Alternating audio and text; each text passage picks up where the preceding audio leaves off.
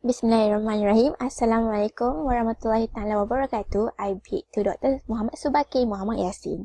So this is our group remedies presentation on error analysis. My name is Farah Aina binti Anas, together with my three other friends, Nur Syahira binti Nazul Ilahi, Nur Abida binti Hakimi, and Muhammad Hilmi bin Yaakob. So basically, the samples taken are from Form 5 students from SMK Kota Masai 2, Pasir Gudang, Johor. Every one of them are Malay students, and 12 samples are chosen randomly to make sure a fair distribution of chances out of 30 students. So 4 categories that we propose to focus on were addition, omission, misformation, and misordering. So let's start with addition, that will be presented by Muhammad Hilmi. For the addition, the total cases found are 43 cases. For the percentage, this category only brings 25.6% of overall sample. These are the examples of error that were found based on sample 2, 3, and 10. First one is, I know all of students are shy to speak in English with friends. Second, we as a students have to excel in English. The third one, firstly, we must to get rid of shyness. So, based on this error, we have come out with the corrections. First one, I know many students are shy to speak in English with friends. Second, we as students have to excel in English. Third, firstly, we must get rid of shyness. So, this error actually shows that the students are lack of exposure to English grammar. This is the example. I know all of students are shy to speak in English with friends. The word charge error above actually shows that the redundancy between the word many and all that brings the same meaning, and the sentence actually are not well organized and it sounds a bit weird, right? Okay. Then the second example is we as a students have to excel in English.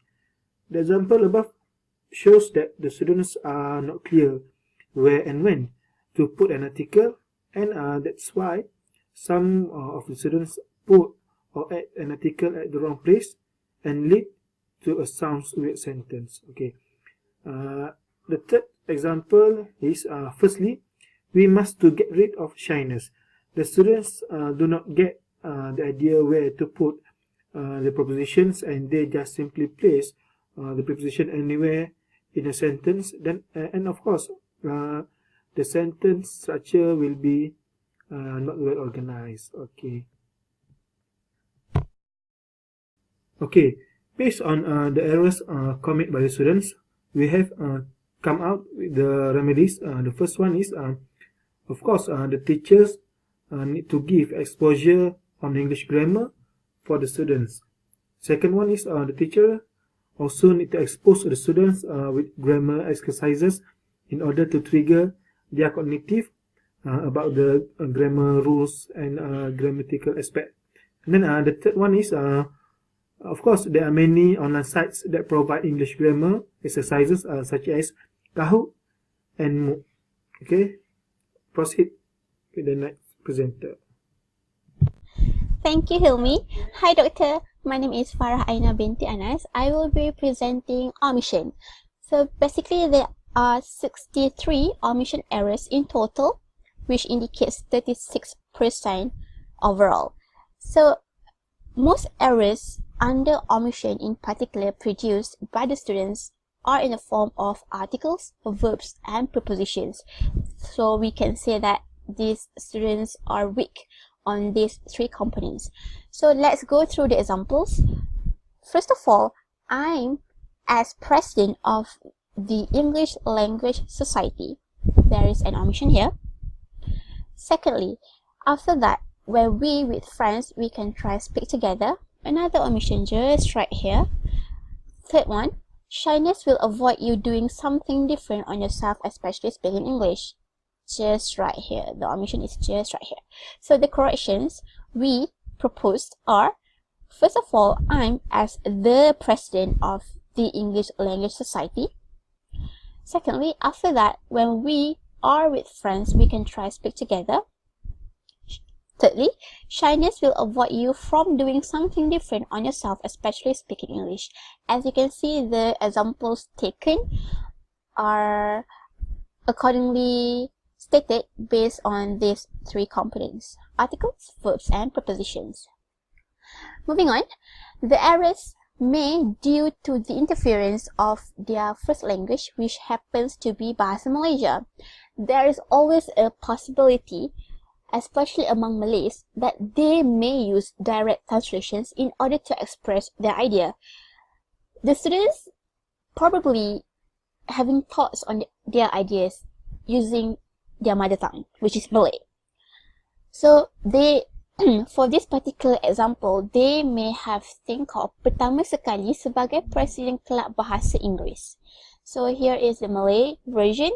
The omission of the article the in here in the sentence may due to the fact that there are no articles involved in Bahasa Malaysia.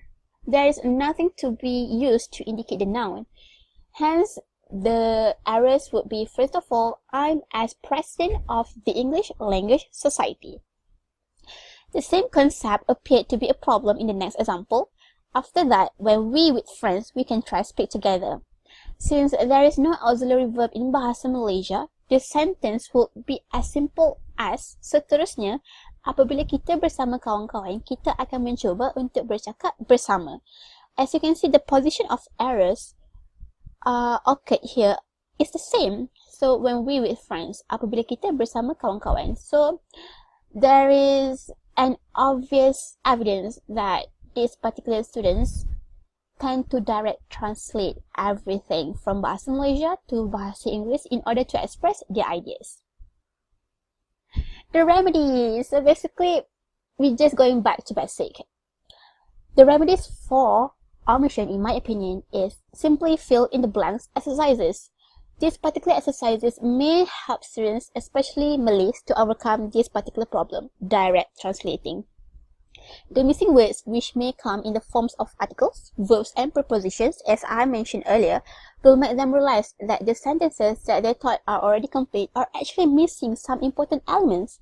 So fill in the blanks exercises can help with that. And they do not necessarily come in worksheets form, as teachers nowadays may also make the lesson fun by using digital quizzes such as Kahoot. What is Kahoot? Let's check it out. Just simply Google Kahoot. One Google away to find out what Kahoot really is. So click on here, Kahoot Learning Games Make Learning Awesome. It is actually a game-based learning platform that is very engaging to be conducted in classroom. And there you go, as you can see here. Let's make a quick trivia on how teachers can make one up. So basically, first thing first is they will be asking you to fill in some short descriptions before you get started with the question. I have one already here. Just click here to add one more. Ta-da! So at the second question, I came blank quickly as I could. So you can set the time limit here according to students' proficiency level, and the boxes here are for the answers up to 4. This is S and this is much. Click on here to indicate S as the correct answer. As simple as that, you can drag and drop images or even add YouTube link to make it more fun. Click on next and you're good to go to add more questions, and there you have it, a digital quizzes using Kahoot. That's all from me. Thank you. Bye. Assalamualaikum warahmatullahi wabarakatuh, and good day I bid to Dr. Muhammad Subakir Muhammad Yasin. My name is Nur Abida binti Hakimi, A155341. For this assignment, error analysis, my part will be on misformation. Based on the data collected, for errors made in misformation, the total is 45 errors, which carries the percentage of 26.8%. Most of the errors made are on verbs, prepositions, and pronouns. These happen probably due to students' confusion on the correct terms or their lack of knowledge on it. Actually, there are other errors as well, but these four are the most common among them. Number one, for the verbs error, most of the errors are on the be verbs. For example, there is some tips to excel in English. For prepositions, at Malaysia, English language popular at corporate people because Malaysia only speak English wisely. And lastly, pronouns. They speak English without any mistakes. The errors made by the students might leave a great impact on the readability of the text. Therefore, here are the corrections. For the verbs, the right one is, there are some tips to excel in English. The be verbs should complement the subjects. Since the subject is plural form, in plural form, the be verb should be are. There are some tips to excel in English. For preposition, the correct sentence is, in Malaysia, English language popular among corporate people because Malaysia only speak English wisely. The correct term is in Malaysia and also among corporate people. And lastly, for pronouns, the correct one is, they speak English without any mistakes. In short, from the samples gathered, we can conclude that the errors made by the students are due to their confusions in choices of words and also their lack of knowledge on certain aspects. The errors made are vary in each samples, as it is according to the individual's level of proficiency in English language. Some of the errors made are just a minor mistakes, while some might affect the readability of the text. Students with higher level of proficiency in English language made less mistake, and also most of the mistakes are based on their confusion, while students with lower level of proficiency in English language made greater mistakes because their knowledge on the certain aspects are very limited. For example, at Malaysia, English language popular at corporate people because Malaysia only speak English wisely. The preposition of at in front of the sentence carries different meaning in Bahasa Melayu, which had the meaning of di, and it is normally used to show the place, whilst the correct preposition word is actually in. But in Bahasa Melayu, in means dalam or inside. So it leads to students' confusion to use whether at or in because they tend to direct translate from their mother tongue. Next, they speak English without any mistakes. Their is a possessive adjective, not pronouns and function as adjectives. The correct term to use in indicating the third persons in the sentence is they. The subject pronouns, which its function is to replace nouns that are the subject to their clause.